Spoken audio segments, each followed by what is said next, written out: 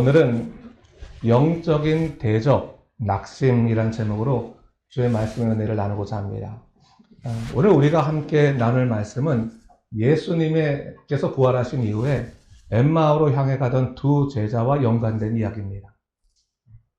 부활의 아침에 예수님께서는 이 빈 무덤을 만드셨죠, 그렇죠? 그리고 이 예루살렘에는 예수님의 무덤이 비었다는 소식과 예수의 부활 소문이 바다하게 퍼지고 있었습니다. 그럼에도 불구하고 이 두 제자는 무슨 일인지 예루살렘과 반대 방향인 엠마오를 향해 가고 있었습니다. 왜 그랬을까요? 이는 오늘 성경에 의하면 그들의 마음에 낙심이 자리 잡고 있었다. 그렇게 이야기하고 있습니다. 사실 낙심은 단순히 우울한 감정이 아닙니다. 낙심은 사실은 영혼을 파괴하는 독이고 믿음의 불을 끄는 영적인 대적이다 라고 말할 수 있겠습니다. 낙심은 믿는 자들의 영적인 눈을 가리고 이로 인해서 하나님께서 지금 나와 함께 하신다는 사실을 깨닫지 못하게 만듭니다. 그래서 우리로 하여금 깨닫지 못하는 사이에 영적으로 무너뜨려 간다고 하는 것을 우리가 잊지 말아야 됩니다. 그래서 저는 오늘 여러분들과 이 낙심이 우리의 신앙을 어떻게 무너뜨리는지, 동시에 우리 예수님께서는 이러한 영적인 대적인 낙심을 어떻게 고치시는지를 한번 살펴보면서 영적으로 좀 다시 바로서자라고 하는 것을 좀 우리가 좀 나눴으면 좋겠습니다. 자, 그렇다면 우선적으로 우리가 생각할 것은 우리의 믿음을 무너뜨리는 낙심은 왜 찾아오는가? 도대체 낙심은 왜 찾아오는가? 그 원인을 좀 살펴보겠는데, 제가 한번 좀 정리를 좀 해봤더니 한 5가지 정도로 좀 얘기할 수 있을 것 같아요. 첫 번째는 낙심은 내 기대와 현실 간의 괴리 때문에 낙심이 찾아올 수 있다라고 하는 것입니다. 그렇죠, 여러분. 우리는 어떤 소망하는 일에 대해서 기도하고 또 기대하지만 막상 그 일이 내 기대처럼 되지 않으면 우리는 실망하게 됩니다. 우리가 실망할 때 낙심이 찾아온다고 하는 것입니다. 오늘 본문에서 제자들은 예수님이 정치적인 메시아로서 이스라엘 나라를 회복할 것을 기대했습니다. 그걸 기대했어요. 하지만 그토록 의지했지만 예수님께서 정말 허망하게 십자가에 못 박혀 돌아가시는 것을 보시고 실망했습니다. 그때 낙심이 그들 마음에 찾아오게 된 거죠. 기대는 산산조각 났고 그 산산조각 난 그 마음속에 낙심이 찾아들었다라고 하는 것입니다. 오늘 보면 21절에서도 엠마오로 가는 한 제자가 이렇게 말하지 않습니까? 우리는 이 사람이 이스라엘을 구속할 자라고 바랐노라 라고 그렇게 말하지 않습니까? 바로 내가 가진 기대와 현실이 다르게 펼쳐질 때 그 괴리감으로 낙심하게 된다라고 하는 것입니다. 두 번째로 생각해 볼 수 있는 것은 낙심은 우리의 신앙생활이 감정적인 측면에 치우쳐 있을 때 그럴 때 찾아올 수 있다라고 하는 것입니다. 그렇죠, 여러분. 신앙이 하나님 말씀보다 이 감정에 따라 움직이기 시작하면 낙심이 자주 찾아올 수밖에 없어요. 이 감정이라고 하는 것은 사실 불안하죠. 환경이 흔들릴 때마다 함께 무너지는 것이 감정입니다. 근데 말씀이 중심되지 않은 이 감정 중심의 신앙생활은 조금만 어려움이 생겨도 주님께서 나를 도우신다고 하는 것을 느끼지 못하는 거예요. 그런 사람도 어떻게 합니까? 감정 중심의 신앙생활 사람들은 조금만 어려워져도 하나님이 나와 함께 계시지 않은 것 같아. 기도해도 응답하지 않으시는 것 같아. 그런 심각한 영적 오류에 빠지게 되더라고 하는 것이죠. 그래서 신앙생활이 진리의 바탕을 두지 아니하게 되면 결국 매일매일 우리는 낙심의 문제에 시달릴 수밖에 없다라고 하는 것입니다. 세 번째로 낙심은 지속적인 실패나 반복적인 이 죄의 문제로 인해서 일어날 수가 있다라고 하는 것입니다. 예컨대 계속 기도했음에도 불구하고 문제가 해결되지 않아요. 또 우리 삶 속에 잘못된 습관이나 죄의 것들을 있는데 자꾸 그만두고 싶어도 계속 그 죄가 반복이 됩니다. 그럴 때 우리는 어떤 마음이 드냐면 나는 안 되는 사람인가 보다. 하나님도 나를 버리셨나 보다. 그런 생각을 하게 되면 낙심을 하게 되는 거예요. 그러니까 성경은 반복적인 실패에도 불구하고 우리에게 낙심하지 말 것을 권고하고 있는 것이죠. 그래서 갈라디아서 6장 9절 말씀 보면 이런 말씀이 나와요.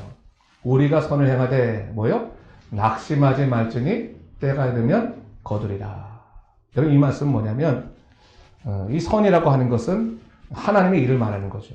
하나님께서 원하시는 것. 우리가 하나님이 원하시는 삶을 살아가려고 하더라도 자꾸 낙심할 일이 생기지만 낙심하지 말라.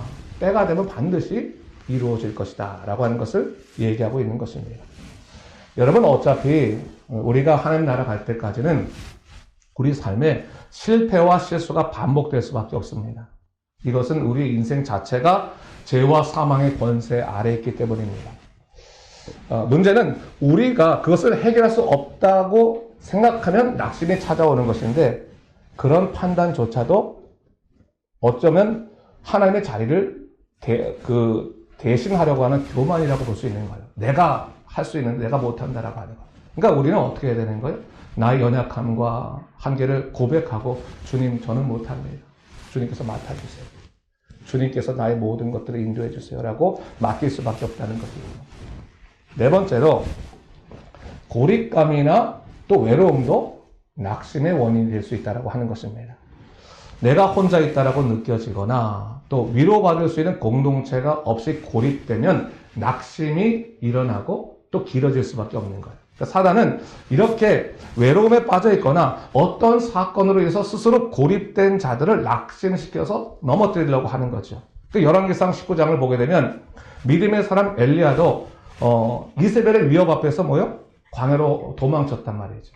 그때 자기가 홀로 남았어요. 홀로 남아있으니까 극도의 이 낙심에 빠지게 되는 것을 우리가 보지 않겠습니까? 그때 이 엘리야 선지자조차도 죽기를 청하는 거예요. 살기 싫습니다. 죽고 싶습니다. 그 죽기를 청하는 일이 생겼다라고 하는 것이죠. 다섯 번째로, 영적인 무기력이나 말씀과 기도가 단절되었을 때 낙심이 찾아온다라고 하는 것입니다. 그렇죠, 여러분.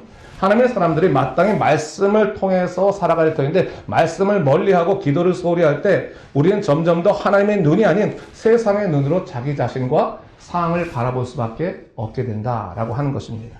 이때 하나님과의 이 영적인 친밀감이 약해지면서 영적인 공허함과 피로감이 낙심으로 이루어지게 되는 거예요. 그때 사단은 우리 마음속에서 정죄하는 거죠. 너는 끝났다. 하나님이 너를 잊으셨다. 너는 회복될 수 없다. 속삭이면서 진리가 아닌 거짓에 속게 만들더라 라고 하는 것입니다.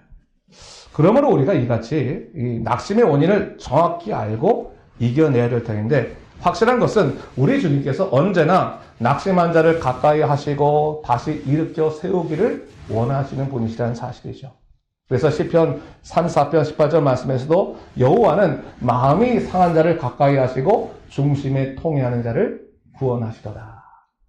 하나님께서는 우리가 마음 상한 자를 가까이 하시거든요. 마음 상한 자 가까이 하시거든요. 그리고 마음속에 고통스럽게 외치는 자를 구원하기를 원하시는 분이시다라고 하는 것이죠. 그렇다면 우선적으로 낙심의 원인을 알았어요. 그렇다면 낙심은 어떠한 치명적인 결과를 만들까를 좀 생각해 볼 터인데, 오늘 본문을 통해서 한번 살펴보겠습니다. 자, 첫 번째, 낙심은 진리의 말씀을 믿지 못하게 만듭니다. 한번 따라해 볼까요? 낙심은 진리의 말씀을 믿지 못하게 만듭니다.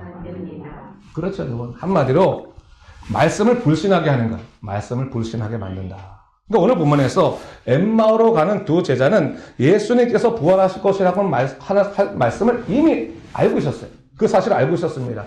근데 막상 주님께서 돌아가시고 나니까 바로 낙심에 빠져들고 만 것입니다.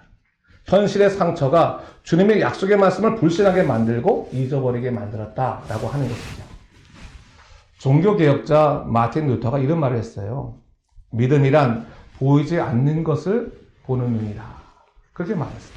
근데 낙심은 그 눈을 가리는 겁니다. 그래서 낙심에 빠지면 성경 말씀이 한낱 문구 정도밖에 되지 않아요. 문구에 지나지 않아요. 그게 나에게 영향을 주지 못합니다. 주의 말씀이 현재를 살아가는 나에게 해당되지 않는 것처럼 느껴지는 거야. 이건 나하고는 별개의 문제야. 이건 어떤 사람에게는 맞을 수 있어. 옛날에는 그럴 수 있어. 그러나 나에게는 적용되지 않는 말이야. 그렇게 생각이 들게 되더라는 거죠. 그러게 되면 그 다음부터 어떻게 됩니까? 내가 가야 될 길을 잃어버리게 되네. 내가 어디로 가야 될지 삶의 방향을 잃어버리게 되더라. 나의 발걸음이 혼란스럽게 되더라 라고 하는 것이죠. 오늘 본문도 그래요. 두 번째 우리가 생각할 수 있는 것이 바로 그것인데, 두 번째로 제가 또 읽어보겠습니다. 낙심은 우리가 내가 마땅히 가야 될 길에서 벗어나 잘못된 길로 가게 한다 라고 하는 것입니다. 한번 또 따라해볼까요? 낙심은 우리를 내가 마땅히 가야 할 길에서 벗어나 잘못된 길로 가게 한다. 그렇죠, 여러분. 제자들은 어디로 가야 돼요? 사명의 길로 가야 되는 거예요. 근데 사명의 길을 이탈하게 만들었다는 거예요. 그러니까 엠마오로 가던 두 제자는 단순히 지리적인 방향을 잘못 잡은 것이 아니라 신앙의 방향을 잘못 잡았다라고 하는 것을 얘기하고 있는 것이죠. 분명히 예루살렘은 어떤 곳입니까? 예루살렘이 예수님께서 부활하신 곳이에요. 부활의 증거가 있는 것이고 거기에 신앙 공동체가 있는 곳이에요. 그런데 예수님께서 약속하신 그 부활의 역사와 놀라운 성령의 역사가 시작되는 곳이었지만 그들은 뭐예요? 그곳을 등지고 다른 길을 걸어갔다 라고 하는 것을 이야기하고 있는 것이죠. 그렇죠, 여러분. 낙심은 이 사람을 영적 공동체에서부터 떠나게 만들어요. 동시에 사명에서 이탈하게 만듭니다. 또 주의 말씀을 듣는 자리에서 물러가게 하는 겁니다. 그래서 기독교 변증가였던 C.S. 루이스도 이런 말을 했어요. 스크루테이프의 편지라고 하는 그 책에서 마귀가 가장 잘 쓰는 전략 중에 하나는 뭐예요? 낙심을 통해서 성도를 공동체로부터 분리시키는 것이다. 그런 거예요. 여러분, 신앙생활 잘하다가 낙심하게 되면 나 교회 가기 싫어. 너 신앙생활 하기 싫어. 다른 교회 가서 신앙생활 하는 건 오케이.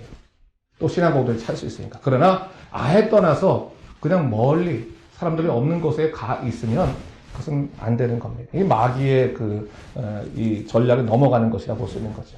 그래서 낙심이라고 하는 것은 사단이 우리 믿음을 넘어뜨릴 때 가장 즐겨 쓰는 정교한 무기다. 아주 이 타겟을 정확히 마음을 타겟해서 정확하게 사용하는 무기라고 하는 것을 우리가 알아야 되는 거예요. 세 번째로 결국 낙심은 우리의 삶의 자리에서 함께 하시는 주님의 임재를 깨닫지도 누리지도 못하게 만든다라고 하는 겁니다. 이것도 한번 읽어볼까요? 낙심은 우리의 삶의 자리에서 함께 하시는 주님의 임재를 깨닫지도 누리지도 못하게 한다. 그렇죠, 여러분. 여러분, 마태복음 18장 20절 말씀 보면요.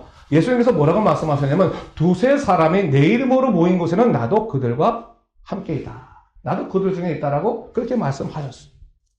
근데 오늘 본문에서 16절 보니까 성경이 뭐라고 기록하고 있습니까? 그들의 눈이 가려져 예수를 알아보지 못하거나. 예수님께서 이미 그들과 함께 하세요. 그들과 동행하고 계시단 말이죠. 그럼에도 불구하고 인지하지 못하는 거예요. 나와 함께 하신 예수님을 깨닫지도 못해. 누리지도 못해. 그러니까 여러분 신앙생활이 뭐예요?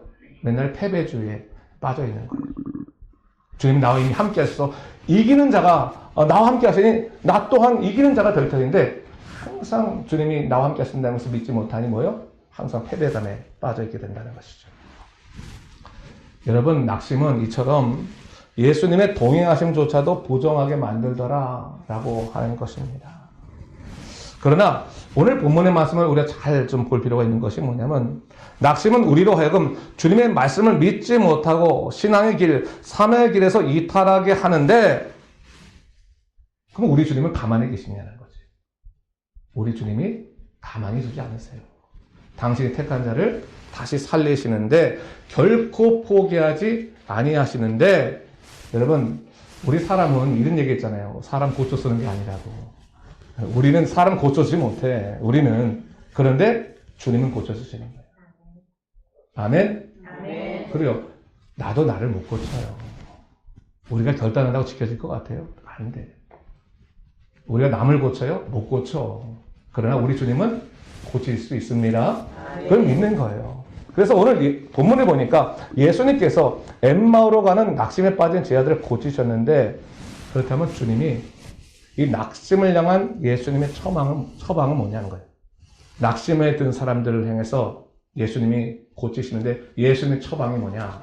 첫째가 뭐예요? 예수님께서는 낙심한 자를 책망하시며 훈계하셨다라고 하는 것입니다. 자, 여러분 예수님께서요 이 제자들의 제자들이 낙심으로부터 벗어나기 위해서 우선적으로 한 것 중에 하나는 뭐냐면 책망하셨어요. 혼내셨단 말이죠. 본문 25절에 보니까 이르시되 미련하고 선자들이 말한 모든 것을 마음에 더디 믿는 자들이여 이렇게 말씀하셨어요. 이것은 여러분 주님이 사랑 없이 정죄한 것이 아니에요. 사랑에서 비롯된 깨어남의 훈계를 하신 것입니다. 뭘 말하는가? 정신 똑바로 차려라. 똑바로 차려라. 사실 낙심은 말씀을 외면하는 무관심에서 더 깊어지는 거예요. 근데 주님은 우리를 사랑하시기 때문에 때로는 아프게 징계하시는 거예요. 말씀을 통해 징계하기도 하시고요. 때로는 당신이 보내신 사람을 통해 징계하기도 하세요. 여러분 우리가 영적으로 헤맬 때 누가 우리에게 찾아와서 우리 위로할 줄 알았더니 야단치는 사람이 있잖아요. 당신 신앙생활 20년 동안 했다면서 당신 교회에서 직분자라면서 그러면서 신앙생활 그거밖에 못하냐고 야단칠 때 있잖아요. 도대체 당신 어머니가 그렇게 열심히 기도했는데 뭐 하는 거냐고 막 야단칠 때가 있잖아요. 그렇죠? 때로는 그 야단칠 훈계가 자기 남편이나 아내를 통해 올 수도 있고 때로는 자녀를 통해 올 수도 있어요. 엄마 아빠 예수 믿는 사람이 왜 그래요? 그렇게 하면 안 되잖아요. 그렇죠? 가까운 사람을 통해서 그런 얘기를 들을 때 아파요. 화나기도 하고. 근데 그것은 뭐예요? 주님이 그 사람을 통해서 주시는 말씀이기도 하시고 또 성경 말씀을 통해서 혹은 설교를 통해서 주님께서 내 마음에 주시는 말씀인데 찔릴 때 그거를 주님께서 나를 향한 훈계로 들어야 된다고 하는 것이죠. 히브리서 12장 5절과 6절 말씀에 이렇게 말씀하십니다. 또 아들들에게 권한 것 같이 너에게 권면하신 말씀도 잊었도다. 일러스되 내 아들아 주의 징계하심을 경히 여기지 말며 그에게 꾸지람을 받을 때 낙심하지 말라. 주께서 그 사랑하는 자를 징계하시고 그가 받아들이신 아들마다 채찍질 하심이라 하였으니. 예수님께서 때로는 당신의 자녀를 살리시기 위해서 더 꾸짖고 혼내실 때가 있단 말이죠. 그때는 주님이 행하신 일 때문에 서운하긴 하지만 성경은 뭐라고 말하는 거예요? 너를 더 사랑하시기 때문에 징계하는 거다. 더 사랑하시기 때문에. 여러분 잠깐의 것을 얻기 위해서 영혼의 것을 포기하는 인생은 정말로 어리석은 인생 아니겠습니까? 그러니까 우리 주님께서는 바로 그것을 위해서 우리를 훈계하시는 거예요. 너 잠깐의 너의 쾌락을 위해서 영혼의 것을 포기해? 혼좀 나겠구나. 혼내시는 거죠. 정신 똑바로 차려라. 여러분이 예수 믿지만 예수 똑바로 믿어야죠. 그렇지 않습니까? 근데 우리 어설프게 정말 믿는다면 그것은 올바른 신앙적 태도라고 말할 수가 없어요. 여러분 우리는 맨날 그러잖아요. 잘못해놓고 저 회개했다고. 근데 여러분 회개하고 후회하고는 달라요. 회개는 뭡니까? 뉘우치고 돌아서는 게 회개인 거예요. 그게 회개야. 후회는 뭡니까? 뉘우치는 게 후회란 말이지. 아, 내가 왜 그랬을까? 근데 많은 사람이 후회만 하고 회개할 생각을 하지 않는 거예요. 또 후회하고 난 다음에 그럼 회개라고 착각하는 거죠. 회개는 뭡니까? 방향을 바꾸는 거예요. 방향을 바꾸는. 하나님 제가 더 이상 이렇게 살기 싫습니다 하고 하나님께 맡기는 하나님 저를 붙잡아 주십시오. 저를 인도해 주십시오. 저는 주님의 뜻대로 살고 있습니다. 고백하고 그리고 주님께 나아가는 것. 주님을 바라보는 것이 회개라고 할 수 있는 것이죠. 특히 여러분 이 회개는 즉각적이어야 돼요. 여러분 신앙은요. 신앙생활은 즉흥적이어서는 안 됩니다. 그러나 즉각적이어야 되는 거예요. 하나님께 우리에게 말씀 주셨어요. 그러면 맞아요. 주님 맞습니다. 제가 다음 주부터는 꼭 그렇게 하겠습니다. 하나님 제가 다음 달부터는 꼭 그렇게 하겠습니다. 라고 하는 것은 결단이 아니에요.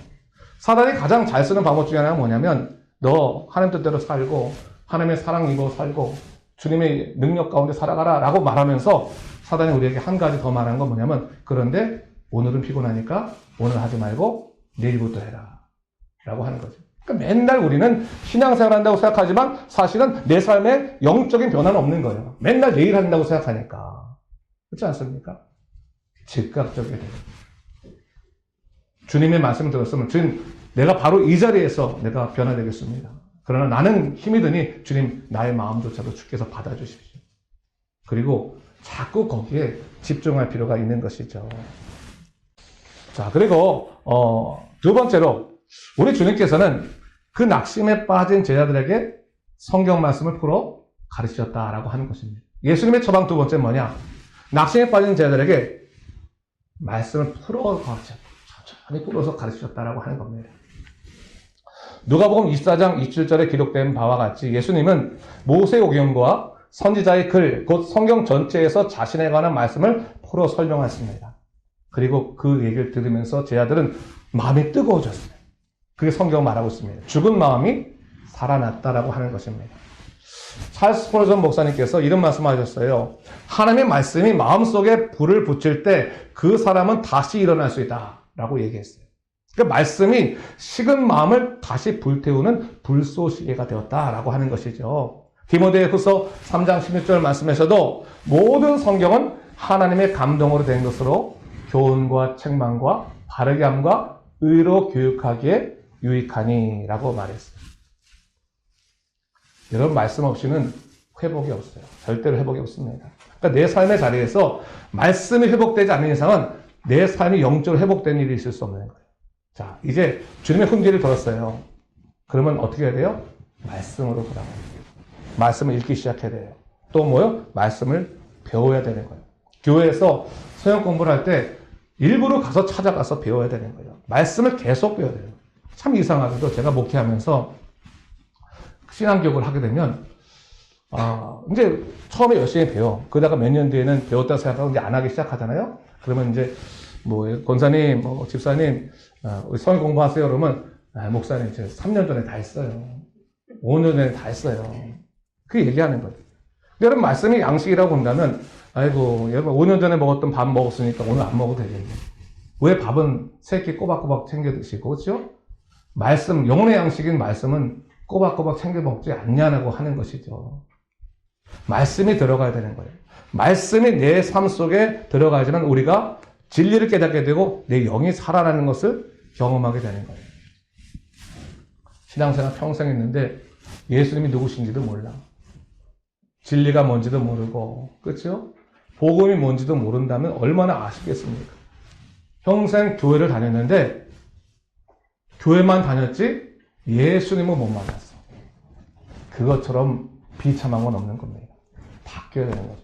근데 예수님 만나려면 뭐예요? 말씀을 읽어야 돼요. 왜? 예수님이 말씀으로 우리 함께 하시니까. 말씀을 보고, 말씀을 읽고, 말씀 따라 살고. 그게 뭐예요? 예수님을 보는 것이고, 예수님과 동행하는 방법이다라고 하는 것을 얘기하는 것이죠. 그리고 말씀이 있어야지만 성령의 음성을 들을 수 있어요. 여러분, 우리가 호주에 오래 살아도 사실 영어가 잘 안 들리는 가장 큰 이유는 영어 공부를 안 하기 때문에 그런 거예요, 사실. 그렇지 않습니까? 마찬가지예요. 성령의 음성을 듣지 못하는 것. 우리가 교회를 그렇게 오래 다녀도 성령의 음성을 듣지 못하는 것은 하나님 말씀이 내 안에 없기 때문에 말씀을 통해 이야기하시는 성령님의 음성을 듣지를 못하는 거예요. 그래서 말씀을 공부해야지만 우리가 성령의 음성을 들을 수 있다. 하나님의 말씀을, 하나님의 뜻을 알 수 있다라고 하는 것을 이야기할 수 있습니다.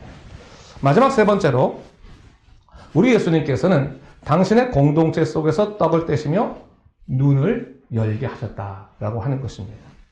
자, 오늘 본문을 보니까 예수님께서 떡을 떼시는 그 순간에 제자들의 눈이 열렸다라고 그렇게 얘기하고 있어요. 여기서 떡을 뗀다고 하는 그 행동은 단순히 식사의 행위를 의미하는 것이 아니라 성찬의 은혜를 상징하는 것이죠. 그러니까 주님께서는 당신의 공동체 속에서 말씀과 떡의 교제를 통해서 당신을 드러내고 계신 것입니다. 그리고 그 공동체 속에서 우리가 살아가길 원하신다라고 하는 것입니다. 저명한 신학자 헬렌 아우엔이 이런 말을 했어요. 공동체란 서로의 상처를 품고 회복을 돕는 신앙의 집이다. 이런 얘기 했어요. 우리 교회가 회복의 공동체가 되기 위해서 회복의 집이라고 하는 시스템으로 움직이잖아요. 그렇죠? 그러니까 서로 부족한 점들을 인식하고 도와주는 거예요. 제가 이제 목회하면서 항상 자주 썼던 말 중에 하나가 뭐냐면 사람 냄새가 좀 나야 된다. 애누리가 좀 있어야 된다. 남들의 부족함을 보면 품어줄 수 있어야 되는 것이고 또 감싸줄 수 있어야 되는 것이 그걸 지적하고 공격해서는 안 된다라고 하는 얘기를 제가 종종 하는데 바로 그거예요. 예수님 안에서 우리는 다 연약한 자고 부족한 자일 뿐이에요. 그러나 우리의 부족함을 통해서 주님은 다른 사람 부족함을 채우기를 원하신단 말이죠. 그러니까 우리의 유효함을 통해서 다른 사람의 부족함을 채우시는 게 아니라 우리의 부족함을 통해서 당신이 다른 사람의 부족함을 채우세요. 우리의 연약함을 통해서 다른 사람의 연약함을 채우신단 말이죠. 그럼 주님 이게 가능합니까? 가능하다라는 거예요. 왜? 그 연약함 속에 누가 계세요? 성령님이 함께 하시기 때문에. 나는 부족하지만 당신에서 기도하겠습니다. 성령님이 그 기도를 들어주시는 거지. 나는 연약하지만 당신을 돕겠습니다만 하나님께서 그 연약함 가운데 우리 함께 하시더라라고 하는 것을 우리가 이 공동체, 신앙 공동체 안에서 경험하게 되는 것입니다. 마태복음 2장을 보게 되면 마가의 다락방에 성령께서 강림하신 다음에 수천 명의 사람이 회심하기 시작하죠. 그때 생겨난 이 초대교회 공동체의 모습이 어땠는지 사도행전 2장 42절부터 47절까지는 말씀에 이렇게 얘기하고 있어요. 제가 한번 천천히 읽어볼게요. 그들이 사도의 가르침을 받아 서로 교제하며 떡을 떼며 오로지 기도하기를 힘쓰니라. 사람마다 두려워하는데 사도들로 말미암아 기적과 표적이 많이 나타나니 믿는 사람이 다 함께 있어 모든 물건을 서로 통용하고 또 재산과 소유를 팔아 각 사람의 필요에 따라 나눠주며 날마다 마음을 같이하여 성전에 모이기를 힘쓰고 집에서 떡을 떼며 기쁨과 순전한 마음으로 음식을 먹고 하나님을 찬미하며 온 백성에게 칭송을 받으니 주께서 구원받은 사람을 날마다 더하게 하시니라. 아멘. 여기 이게 초대 공동체예요. 성령이 임하시고 나니까 각 집안에 뭐가 생겨요? 교회가 생겨나기 시작했단 말이에요. 그 교회는 뭐예요? 사람들이 모여서 떡을 떼며 기도하며 서로 자기 필요에 따라 나누어주고 그렇죠? 서로 기도하면서 그런 공동체 생기니까 주변 사람들이 이 사람들 칭찬하지 않을 수 없는 거예요. 주 예수 믿는 사람은 다르더라. 정말 저 사람은 참 가난하고 어려운데 저 가난하고 어려운 사람들이 어떻게 남을 돕니? 저 사람은 정말로 여러 가지 형편이 넉넉하지 않은데도 불구하고 어떻게 저렇게 잘 섬길 수가 있니? 그런 것을 하면서 칭찬받게 되는 거죠.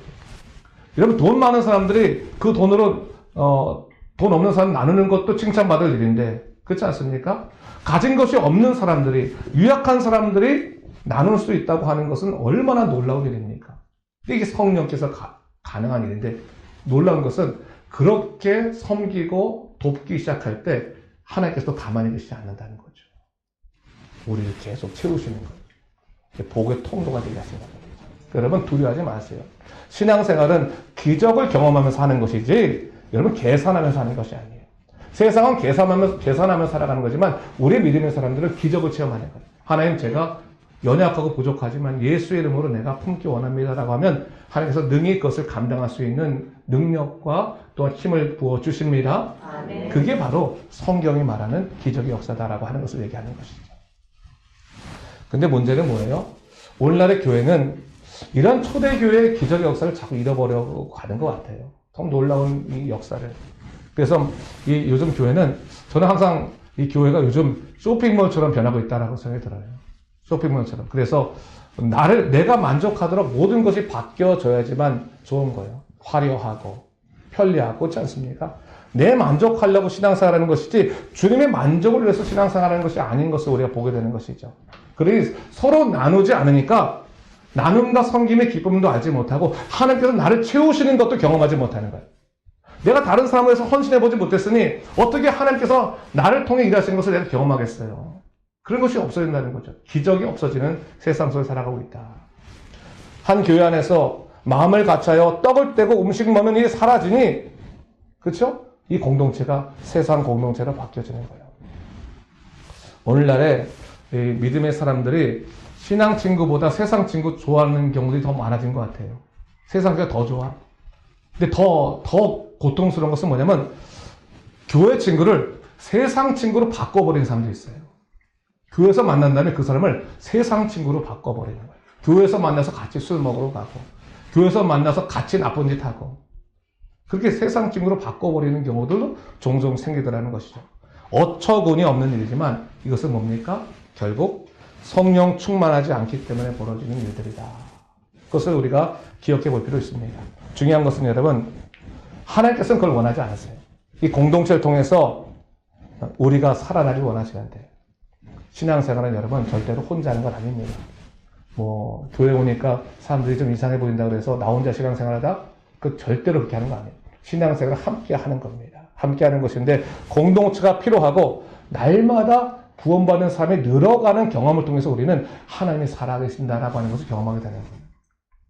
어쩌면 우리 프라미스 공동체는 개척하면서 그런 하나님의 기적의 역사 속에서 우리가 나아가는 것 같아요.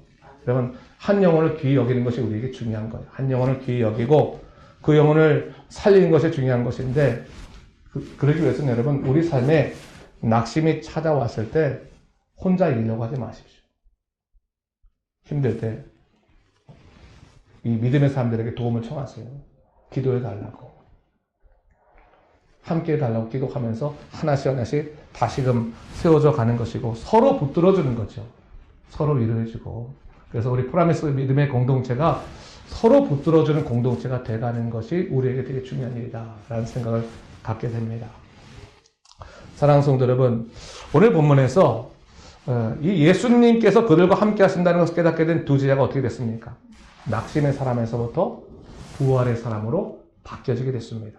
그러한 다음에 그들이 엠마오로 가던 그 길이 다시 돌이켜서 예루살렘으로 가는 길로 바뀌었다. 그리고 뭡니까? 그 예루살렘도 어디로 간 겁니까? 주님의 사람들이 모여있는 공동체로 돌아가게 됐다라고 하는 것을 성경은 얘기하고 있는 것이죠. 그러면서 그들에게 예수님이 자기의 행하신 일을 고백하고 증언하는 역사가 계속 이어지는 것을 보게 됩니다. 자, 오늘날 우리 주님께서도 같은 방식으로 우리를 고치시길 원하세요. 우리에게 말씀하시는 거죠. 요한복음 14장 1절 말씀 우리가 함께 같이 한번 읽어볼까요? 시작. 너희는 마음에 근심하지 말라. 하나님을 믿으니 또 나를 믿으라. 아멘. 여러분 마음에 근심하지 마십시오. 예수님이 여러분들과 함께 하십니다. 낙심을 이기하신 예수님. 예수님께서 결코 여러분을 포기하지 않았어요. 아무리 낙심의 밤이 깊어도 부활의 새벽은 반드시 오는 것이죠. 그렇죠? 여러분 언제 밤이 가장 어두울까요? 빛이 들기 바로 직전이 가장 어두운 거예요. 빛이 들기 바로 직전이. 새벽빛이 들기 바로 직전이 가장 어둡다가 빛이 딱 드는 순간 완전히 반전되는 겁니다. 우리 인생도 마찬가지예요. 내 뜻대로 풀리지 않는 인생이 있어서 참 낙심이 되고 고통스러울 때가 있지만 그때가 예수 그리스도의 부활의 빛이 있을 시기라고 하는 거예요. 그러면 성령께서 우리를 이끄시는데 그 부활의 빛이 바로 이 공동체를 통해서 더욱더 분명히 비춰진다는 것을 우리가 알아야 되는 것입니다. 여러분 여유가 있기 때문에 남을 돕는 것도 아니에요. 우리가 여유가 없어도 또 우리가 건강하기 때문에 남을 돕는 것이 아니에요. 우리가 연약해도 우리가 예수님을 생각하면서 우리가 서로 돕고 서로 사랑할 때 우리는 우리 마음에 찾아든 낙심을 이겨낼 뿐만 아니라 이 공동체 안에서 하나님의 놀라운 기적을 보게 될 것입니다. 이 기적을 경험하는 우리 모두가 되시기를 주님의 이름으로 축원합니다.